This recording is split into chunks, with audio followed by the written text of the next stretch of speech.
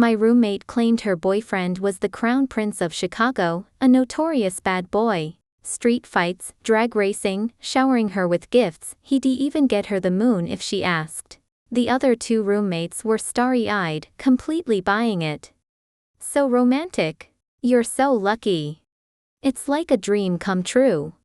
I hear the Chicago crew are tough, but he's so sweet to you, Mandy. You're so blessed.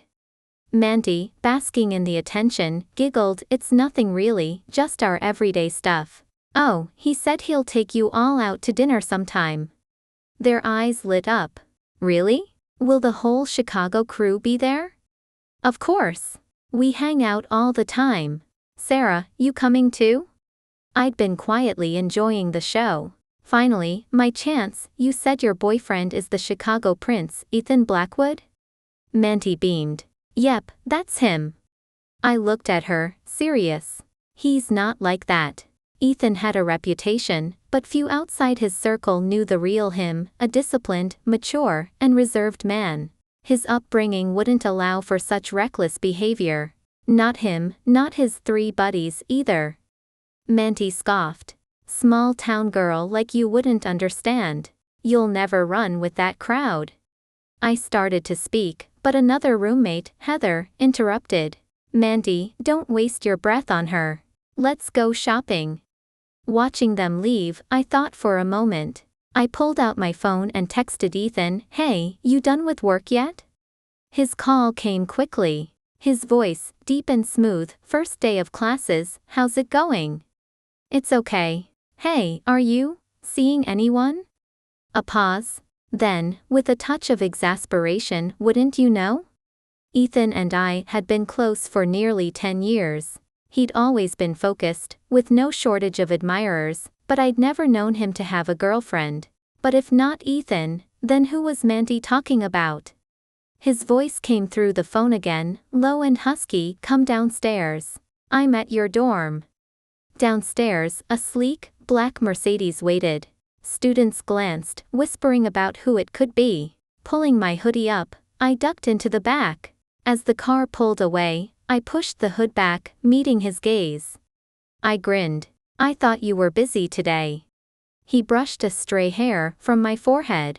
Finished early. Disappointed? Not exactly. Just a little. Conspicuous. He chuckled. Don't worry. Let them know who you are, and they won't mess with you. No way. Then I'll never make any friends. What am I supposed to do for 4 years? This time, he just smiled. Checking his watch, he said, let's get going. They're waiting. They were the other 3 members of the Chicago crew. They'd missed my graduation party and promised a small get-together.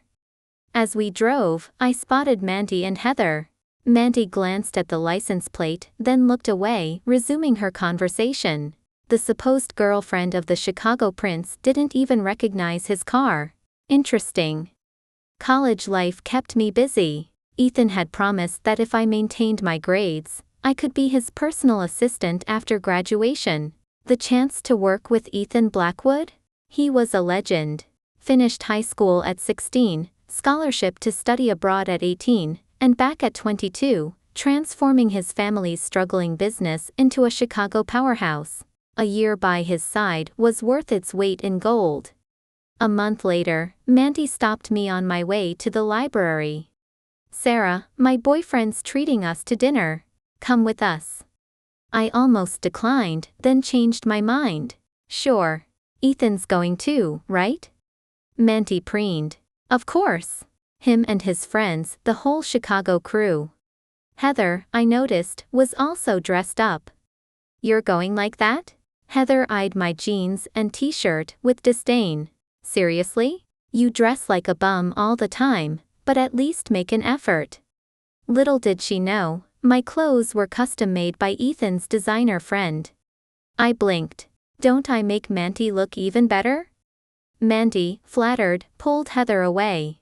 Hurry up. He's downstairs. Trailing behind, I texted Ethan, where are you? The reply, overseas. It's 4 a.m. here. I didn't dare disturb him further. Downstairs, Mandy waved. Sarah, over here. I froze. That was Ethan's car. But he was overseas. Who was driving? What are you doing? Shotgun's Mandy's spot. Heather snapped. I stiffened. Ethan's driver sat up front. The passenger seat was for his security. Now it was Mandy's spot? It's fine, Mandy said condescendingly. Sarah can sit up front if she wants. She's probably never been in a car this nice. Heather fawned. You're so kind, Mandy. No wonder Ethan loves you. Mandy simpered. Let's go. Don't keep them waiting. As Mandy opened the door, I saw the driver. Ethan's nephew, Jason Blackwood. It all clicked. Making an excuse, I slipped away. Back in the dorm that night, Mandy confronted me. What was that about? I take you out, and you ditch us? Heather chimed in, yeah. Dissing the Chicago Prince? Seriously. I turned to them. Who told you that guy was the Chicago Prince? Mandy was taken aback. You think Ethan lied to me? I frowned. Ethan's not lying to you. Mandy bristled. First you embarrass me, now you're insulting Ethan. Are you jealous? I shook my head, pulling my hand away. Believe it or not, that was Ethan's nephew, Jason. Not Ethan. Heather laughed. Right, like you've met the Chicago Prince. Actually, I said I have. Heather's laughter intensified. Dream on, country bumpkin. Mandy, don't listen to her. She's totally jealous. Mandy, appeased, lifted her chin. Just wait. I heard Ethan's giving a talk at our school in a few days. Then you'll see. Heather gasped. Why didn't they mention that earlier? Mandy smirked. He's planning to surprise me. Keep it a secret. I remembered Ethan mentioning a talk. I smiled. We'll see. A month passed. No talk. Mandy grew increasingly irritable, and Heather kept pestering her. Finally, Mandy snapped, why are you so obsessed? Got a crush on one of them? Heather, caught, fell silent. Mandy sneered, honey, look in a mirror. Days later, I returned to the dorm to excited chatter. Are you sure? This Friday? Mandy was back to her smug self. Why would I lie? I just confirmed it. I heard someone gets to present him with flowers, Heather said. You're gorgeous, Mandy. Talk to the advisor. Mandy grinned. Already taken care of. Just then, Ethan texted. He was back from his 2-month trip and at the gate. That explained the delay. His Mercedes waited. I hurried over and got in. He handed me a gift-wrapped box. For you. I took it, studying him. A little tired, but otherwise fine. I thanked him and put the gift aside. Aren't you going to open it? He asked. I love anything you give me. A rare smile touched his lips. Dinner at home tonight. Home meant the Blackwood estate, not our apartment. 5 years ago, when my parents took off to travel the world, my father's old army buddy, Ethan's older brother, took me in. He'd entrusted me to Ethan's care. At dinner, Mr. Blackwood started in on the marriage thing. Ethan calmly replied, in a couple of years. Mr. Blackwood huffed. You said that 2 years ago. Why hasn't Sarah agreed yet? I stared blankly. Mr. Blackwood glared at Ethan and walked off. Mr. Blackwood, I whispered, is there some misunderstanding? Ethan raised an eyebrow. A misunderstanding? Should I move back to my own place? His face hardened. No. When you get married, I'll have to move out anyway. Might as well do it now. I'm living in the dorms, so. Sarah, he interrupted, his voice sharp. Do you really not know what I'm talking about? Meeting his intense gaze, my heart skipped. And no. He sighed. Just when I thought he was going to explain, he grabbed his coat. Let's go. I'll drive you back. Something felt off. I wanted to ask about the talk, but hesitated. He dropped me off without another word. Back at the dorm, Mandy was even more elated. She'd secured the flower presenting gig. Heather and Chloe were showering her with congratulations. Mandy beamed at me. "Don't blink, Sarah. Watch me and Ethan up there, showing off our love." I forced a smile.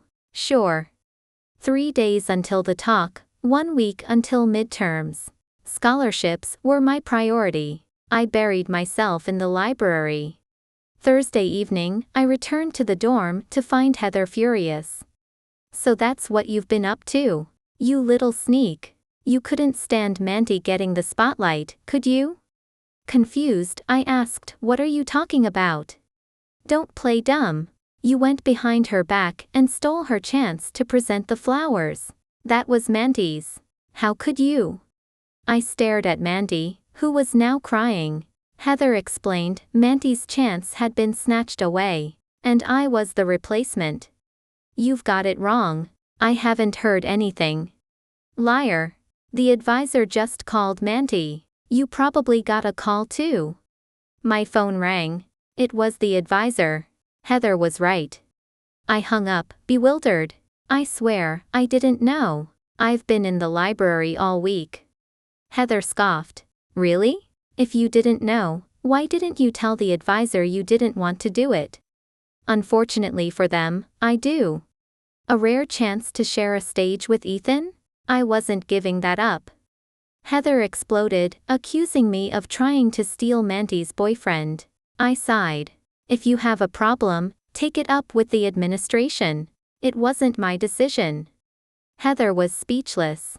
Mandy continued to cry. Before I fell asleep, I heard her mutter, "What am I going to do? All my plans for a surprise are ruined." Surprise? Tomorrow would be even more surprising. The day of the talk arrived. The advisor briefed me. As I was leaving, she asked, "What's your connection to our dean? Why did he specifically request you?" I blinked. "The dean?" I suddenly thought of Ethan. I had no ties to the dean.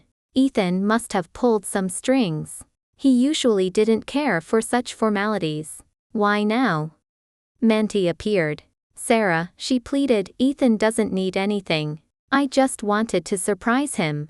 Can't you give me this?" I didn't understand her obsession. "Mandy, this is not your boyfriend's Ethan. You'll thank me for this later." As I turned to leave, I heard her hiss, "If you don't want everyone knowing about your little affair with the dean, give me back my spot. You asked for this, Sarah." "Whatever. I have nothing to hide." The lecture hall was packed. A murmur rippled through the crowd. "Did you hear?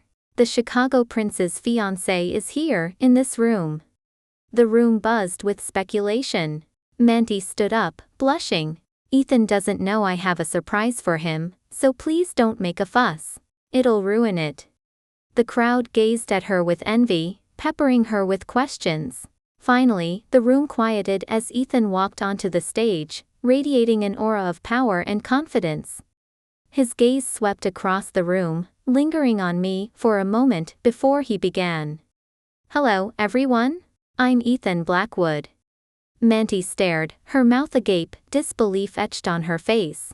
Heather and Chloe were equally stunned. I was captivated by Ethan. He commanded the room. After the Q&A began, a girl near Mandy asked, "Mr. Blackwood, we've heard you're engaged to someone at our university. Is that true?" All eyes turned to Mandy, expectant. Ethan looked at me. Then he said, "Yes. She's here." "Here? In this room?" the girl asked. "Yes." The room erupted. I suddenly remembered something. Years ago, when my parents were still around, we'd often visit the Blackwoods. I'd become attached to Ethan and pestered him for help with my homework. Mr. Blackwood had joked that I should just marry Ethan when I grew up. Ethan was 16 then, I was 9. He, a charming teenager, me, a sassy kid, eager for a free tutor. I'd agreed without hesitation. We'd never spoken of it again. I stared at Ethan, my mind reeling. Ethan didn't reveal my identity. When pressed, he simply said, "She prefers to stay out of the spotlight." The advisor nudged me. It was my turn. My heart pounded as I walked on stage and presented the flowers. Ethan took them, his hand clasp lingering, a subtle caress across my palm. I stumbled back to my seat, the tingling spreading through me. Ethan texted, asking me to meet him at the gate. I glanced at Mandy, holding court, embellishing her fabricated romance. Even now, knowing the truth, she clung to the lie. Heather and Chloe, though aware of the deception, remained silent, basking in the reflected glory. I gathered my things and left, stopping by the dorm to grab a few items. At the gate, I saw Mandy by Ethan's car, flirting with someone inside. "Mr. Blackwood," she gushed. "I was supposed to present the flowers, but something came up. Could I make it up to you?" The window rolled down, revealing Ethan's profile. He glanced at her, his tone dismissive. "Sorry, my fiancé doesn't like me receiving flowers from other women." Mandy faltered. "It's just, I admire you so much. It didn't mean anything." I cringed. She didn't know Ethan. Once he made up his mind, that was it. As his patience wore thin, Heather pulled Mandy away, their faces pale. Mandy fled back towards the dorms. Ethan's voice startled me. "Enjoy the show?" I turned, feigning innocence. "Hey, you know her?" He studied me, his dark eyes seeing through the act. I looked away, flustered. Aren't you having dinner with Hunter? Let's go." Hunter, the second of the Chicago crew, was a notorious playboy. He treated his women well, showered them with gifts, and offered generous parting settlements. Hence his surprisingly clean reputation, despite his string of exes. As we sat down, Hunter grinned. "Dude, what's taking so long? You're not getting any younger. Lock it down already." Before I could stop myself, I blurted, "Who's he trying to lock down, Hunter?" Hunter looked surprised. "You don't know?" I shook my head. "He never tells me these things." Hunter paused, a smirk playing on his lips. "One's too busy making money, the other's too busy studying. Keep at it. Maybe you'll figure it out by the time I have grandkids." Ethan's voice was icy. "Shut up, Hunter." Hunter leaned back, his gaze moving between us. "Fine. I'll just wait and see when you finally pop the question." After dinner, Ethan drove me back. As I got out, he followed. I panicked, pushing him back. "You can't get out here. What if someone sees you?" He raised an eyebrow. "Am I that embarrassing?" He pulled me back into the car. "What do you think of what Hunter said?" "He said a lot of things." "What specifically?" "About pursuing you." My mind went blank. "Pursuing me? Why?" He leaned closer, his eyes intense. "I've been using the fiancé title for a while now. Don't you think it's time to make it official?" He was so close, I could feel his breath. My heart raced, my mind a blur.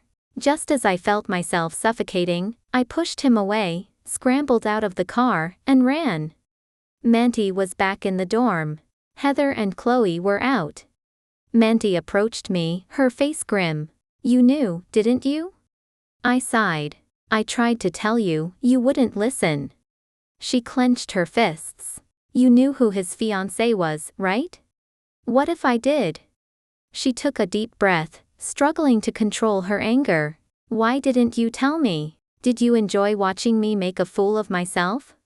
"Whatever you want to believe." I grabbed my toiletries and headed for the bathroom. I dreamt of Ethan that night. I woke with a racing heart and flushed cheeks. Something had shifted. Mandy started staying out late. Heather and Chloe avoided me, which suited me fine. Then, at the library, I noticed stares and whispers. A girl next to me handed me her phone. My blood ran cold. A post on the campus forum had gone viral. It contained explicit photos of me, with our advisor. The girl, seeing me tremble, said sympathetically, "I'm in computer science. These are obviously deepfakes. What are you going to do?" I forced myself to calm down. "Thanks. I'll take care of it." This wasn't something I needed Ethan for. I contacted a computer science major, who quickly recovered the original photos. The real subjects? Mandy and the advisor. I held off posting the originals, creating a social media account instead, posting just one line, "The truth will prevail." The online attacks intensified. People pointed and whispered. It bothered me, but Mandy's smugness fueled my resolve. She was getting ready to gloat. Mandy, dressed to the nines, stopped by my desk. "Sarah, how can you show your face after this? We're constantly being asked about your exploits. You're disrupting our lives." Heather, Mandy's new best friend, chimed in honestly, "Sarah, I'd just disappear." I ignored them, focusing on my textbook. Mandy slammed her hand on my desk. "I'm talking to you." "Are you going out with Jason?" Heather asked. "Don't let her ruin your date." I looked up sharply. "Jason? Jason Blackwood?" Mandy scowled. "None of your business." She flounced out. I turned to Heather. "I thought Mandy's boyfriend was the Chicago prince?" Heather stammered, then recovered quickly. She was mistaken. "His name is also Blackwood, so she assumed. Why do you care?" "Just curious." Mandy and Jason were still together? My plan needed tweaking. Heather sneered. "Don't even think about it. Jason's the prince's nephew. He's way out of your league." I looked at her, a new plan forming. I got Jason's number from Ethan, who didn't question me, just urged me to resolve the situation quickly. He'd had his people scrub the initial photos. The ones online weren't really me, just a look-alike. He didn't want the real images spreading. He had no idea that wider circulation was exactly what I wanted. The bigger the scandal, the bigger the takedown. I sent Jason the unaltered photos and videos of Mandy and the advisor. Nothing. The next day, the advisor and I were summoned to the dean's office. The advisor didn't hesitate. "It was Sarah. She's been after me for weeks, trying to get better grades." He blamed it all on me. If he remembered Ethan's talk, he wouldn't dare. I calmly presented the photos to the dean. "These will prove my innocence. I didn't want to involve Mandy, but since they're trying to ruin me." The dean's face turned purple. "Look at what you've done," he roared at the advisor. The advisor, unfazed, pointed at me. "She's lying. She's trying to frame Mandy. She's with Jason Blackwood. She wouldn't be interested in me." A calm voice interrupted. "So, Jason Blackwood's woman is beneath you, but my fiancé isn't?" Ethan strode towards me, taking my hand. The dean and advisor paled. Ignoring them, Ethan looked at me. "Did they hurt you?" I shook my head, numbly. He turned to the advisor. "I asked the dean to look after her. And this is how you do it? Spreading lies?" The advisor cracked, confessing everything. After receiving the photos, Mandy had insisted they were fake and bribed him to accuse me. He'd hesitated, but Mandy had said, "Sarah's a nobody." The only reason she presented the flowers was because my boyfriend asked Ethan to pick her, so I wouldn't have to do it with another man. Ethan's grip tightened. I squeezed his hand back. The advisor was fired. Mandy, somehow, escaped unscathed. But they forgot about the videos. Ethan handed the photos to his assistant and took me home. He was unusually quiet. I'd never seen him so somber. At home, I stopped him as he headed for the kitchen. "Are you mad?" He looked at me, his gaze dark. "What do you think?" I knew what I was doing. The rumors didn't bother me. I could handle it. "I know you could. But why not ask for my help? You could have ended this so much faster." His voice was sharp, unusual for him. I froze. He sighed. "What am I going to do with you?"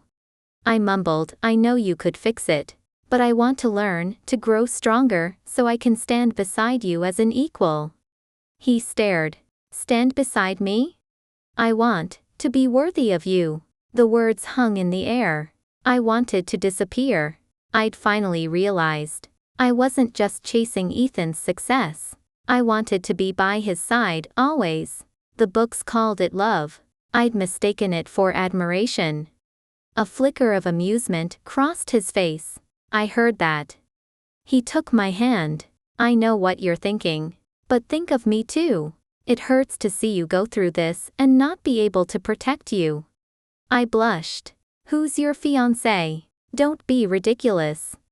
Sarah, his voice softened, his eyes full of tenderness. We've been engaged for years. When are you going to make me your husband? I closed my eyes, taking a deep breath. Whenever you want. The sooner, the better. Ethan moved fast. The engagement party was set for a week later. I protested. He said 3 days would be even better. I shut up. I stayed at the Blackwood estate, skipping the dorms. 2 days before the party, I went back for my things. Mandy glared at me with pure hatred. My reputation was restored, hers was in tatters. Even with the advisor's help, her photos had gotten out. Jason had stood by her, inexplicably. I ignored her as I packed. She kicked my chair, hitting my foot. What do you want? I asked. Who's your sugar daddy, Sarah? I may have lost this round, but I'll be back. I glanced at her. I don't have a thoughtful daddy. I just have good friends who believe in me. Mandy laughed. Friends? Honey, you need a rich husband. Jason's taking me to Ethan's engagement party. Want me to introduce you to some eligible bachelors? Jason was bringing her? Thanks, but I already have an invitation. Mandy scoffed. Right. We'll see if you even get near the place. My parents returned for the engagement party. They greeted me briefly, then went off to fawn over Ethan. Don't you just love him? Why didn't we have another kid? My mom gushed. We did. And we used her to snag him. Even old man Thompson was trying to steal him from us. My dad joked. If I didn't look exactly like them, I'd question my parentage. Ethan was already at the venue, greeting guests. I waited outside with my parents. Sarah? Mandy. She looked me up and down, her face twisted in disgust. You actually made it in. I nodded. I'm just as surprised to see you. She smirked. Jason's uncle is getting engaged. Of course we're here. What's your excuse? My parents rejoined me, glaring at Mandy. Honey, my mom said, doesn't she look familiar? My dad stroked his chin dramatically. She does. I think I've seen her picture somewhere. My mom gasped. Picture? Where? Remember those deepfakes of Sarah?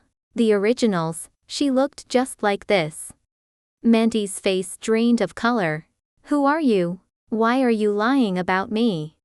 My mom rolled her eyes. Maybe you should have done some background research on my daughter before you tried to frame her. She's just some small town girl. Mandy spat. My dad bristled. We may have a small town address, but that's because we haven't bothered to change it. What, are you royalty? I watched with amusement as Mandy floundered. She didn't know my parents were infamous for their sharp tongues. Suddenly, Mandy grabbed my dress. That's the prince's fiancée's dress. What are you doing wearing it? My parents and I exchanged glances. You stole it. Give it back. Mandy shrieked. It's mine, I said patiently. No, I've seen this dress. It's custom-made for Ethan's fiancée. Is it possible, I suggested gently, that I'm Ethan's fiancé? Mandy roared with laughter. You? Delusions of grandeur, much? I really am. Mandy ignored me, scanning the crowd. Her face lit up. I'll get Jason. He'll expose you. Just wait. My mom rolled her eyes. Which idiot brought her? This is going to be good. Probably that dimwit Jason, my dad muttered. Mandy returned, arm in arm with Jason. Jason, this is my roommate. She stole your aunt's dress. Jason grinned. Hey, auntie? Brought you the culprit. The crowd stared, bewildered. Only Mandy stood frozen in shock. What, did you call her? Jason smiled sweetly. This is my Uncle Ethan's fiancée. Mandy stammered, but, the photos. Jason explained patiently. Uncle Ethan altered those photos. I didn't know it was you until later. Messing with the Blackwoods, he added, has consequences. Ethan had called me the moment Mandy posted the photos. I'd refused his help, but he'd insisted on protecting me, so we'd compromised on the deepfakes. Mandy was naive. Jason, raised a Blackwood, was anything but. I'd always wondered why he stayed with Mandy. Now I knew. He'd built her up, let her believe she was climbing the social ladder, crushing me beneath her heel. The higher the climb, the harder the fall. What's going on here? Ethan's voice boomed. Jason quickly distanced himself from Mandy. Uncle Ethan. Ethan nodded, glancing dismissively at Mandy. Not quite ready to drop the net, are you? Bringing her here?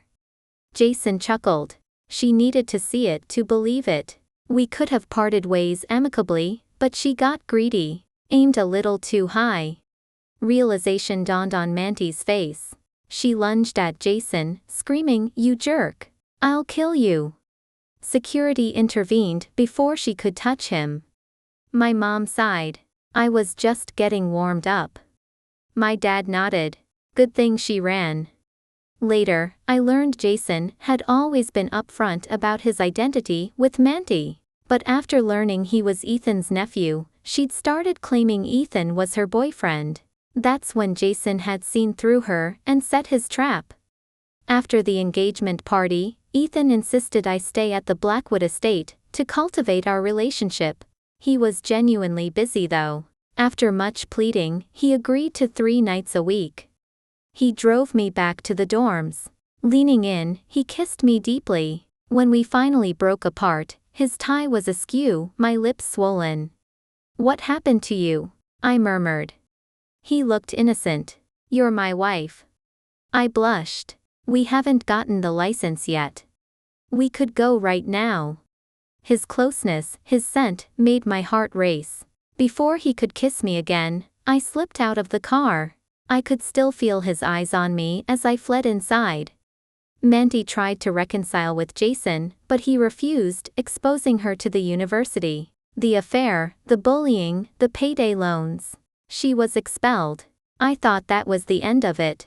Then she targeted Hunter, posting fake explicit photos online. The police arrived before the photos even went viral. Hunter was generous, but only to those he'd chosen. He was ruthless to those who crossed him. He compiled a dossier on Mandy, including her role in my scandal, and sued her. Hunter's lawyers put her away for 5 years. Heather and Chloe, finally seeing the truth, looked at me with newfound respect. Heather tried to mend bridges, but I wasn't interested. I don't need fair weather friends. You weren't friends with Mandy, you were friends with her connections. Heather blushed. I moved back to the Blackwood estate at Ethan's insistence. While I studied, Ethan worked, competing for weekend time. Every scholarship I won, he answered with a new business deal. He'd come home late, exhausted, and I'd take care of him. "Why do you work so hard?" I'd ask. "To provide for you and our kids," he'd murmur. I'd laugh. "What kids?" His eyes would clear, his hand finding mine.